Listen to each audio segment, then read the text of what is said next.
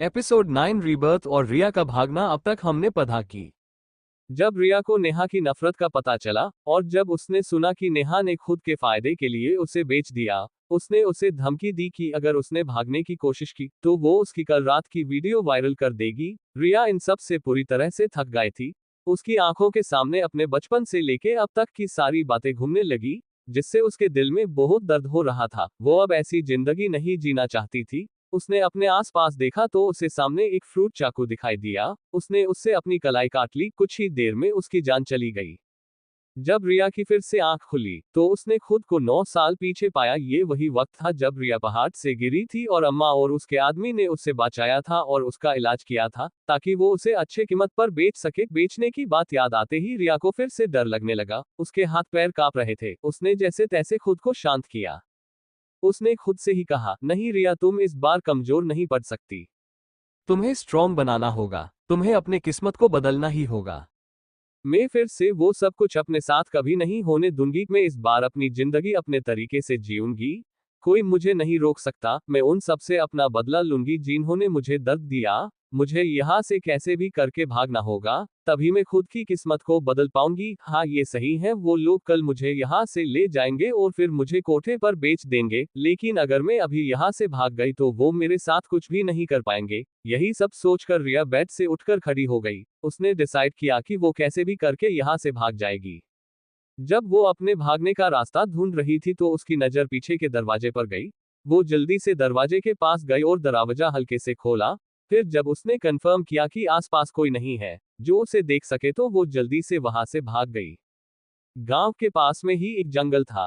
रिया भागते भागते जंगल में पहुंच गई। रिया सीधे जंगल में चली गई। उसे डर था अगर वो रास्ते से जाएगी तो कहीं वो लोग उसे देख न ले। काफी देर तक भागने के बाद रिया एक नदी के किनारे पहुंच गई। उसने ज्यादा ना सोचते हुए नदी में छलांग लगा दी क्योंकि रिया को तैराना आता था। उसकी दादी ने उसे स्विमिंग क्लास लगाई थी जो आज काम आ रही थी। रिया नदी पार करके दूसरी बाजुआ तो गई पर इन सब में वो बहुत ज्यादा थक गई।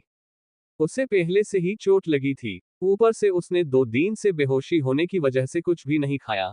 अब उसे बहुत वीक फील हो रहा था। उसा से चला भी नहीं जा रहा था। उसे हल्के हल्के चक्कर आ रहे थे। फिर भी वो जैसे तैसे खुद को आगे चलने को मजबूर कर रही थी। उसके दिमाग में बस यही चल रहा था कि इस जिंदगी में वो उन लोगों के हाथ नहीं लगेगी। उसे खुद को उन लोगों से बचाना है। यही याद करके वो खुद को आगे घसीट रही थी पर कुछ दूरी पर चलकर ही वो बेहोश होकर जमीन पर गिर पड़ी।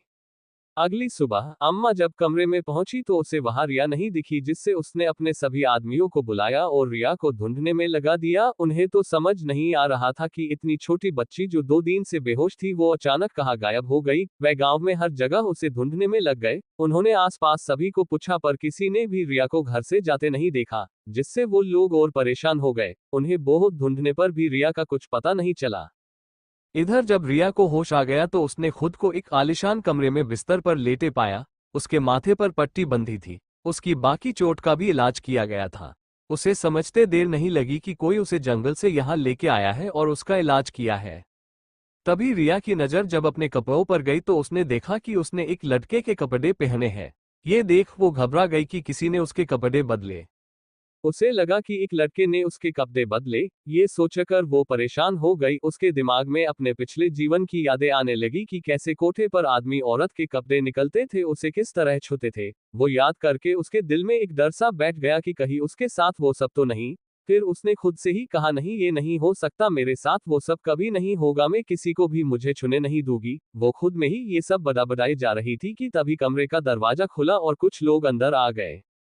उनमें 2 आदमी और एक औरत थी। वो आदमी दिखने में बुरे लग रहे थे। उनकी उम्र यही कोई 60-65 के बीच रही होगी। फिर भी उनका ऑरा बहुत स्ट्रांग था। साथ में जो औरत थी वो एक डॉक्टर थी जो कोई 40 साल की लग रही थी। उस औरत ने ही रिया का इलाज किया था। जब उसने रिया को जगते देखा तो वो उसके पास जाने लगी। वही रिया तो अपने सामने अजनबी लोगों को देखकर डर रही थी। उसे लगा कि कहीं वो फिर से किसी गलत जगह तो नहीं आ गई, कहीं ये लोग भी उसके साथ वो सब। तो उसने आगे कुछ भी सोचने की हिम्मत नहीं की। जब उसने डॉक्टर को अपने पास आते देखा तो उसे फिर से अपने पास्ट की बातें याद आने लगी कि कैसे कोठे पर उस हार्मोन्स के इंजेक्शन दिए जाते थे ताकि उसकी बॉडी जल्दी से बड़ी हो। ये सब याद करके रिया पैनिक करने लगी। उसे लगा वो फिर से उन लोगों के हाथ लग गई है और वो लोग उसके साथ वही सब करेंगे। ये सोचकर रिया की पूरी बॉडी कांपने लगी। उसके माथे पर पसीना आने लगा। उन लोगों ने जब रिया की ये हालत देखी तो उन्हें समझ नहीं आया कि उसे अचानक क्या हो गया। चिंता से डॉक्टर जल्दी से उसके पास जाने लगी तो रिया तुरंत बेड के दूसरी साइड से नीचे उतरी।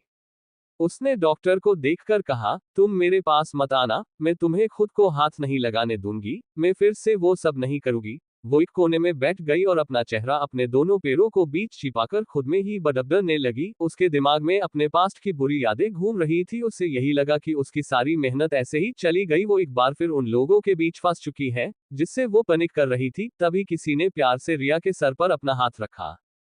कौन था वो जिसने रिया के सर पर हाथ रखा? किसने बचाया रिया को? कौन है वो लोग? किसके घर में है रिया इस वक्त? क्या वो है अच्छे इंसान, या फिर रिया फंस चुकी है फिर से गलत लोगों के बीच?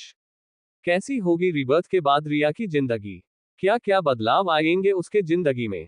क्या इस बार उसे उसके हक की खुशियां मिल पाएंगी? क्या उसे कभी एक हैप्पी फैमिली मिल पाएगी, या फिर वो बनेगी किसी की पॉसेसिवनेस, किसी का जुनून? आगे क्या होने वाला है रिया की जिंदगी में? कौन सा तूफान आने वाला है?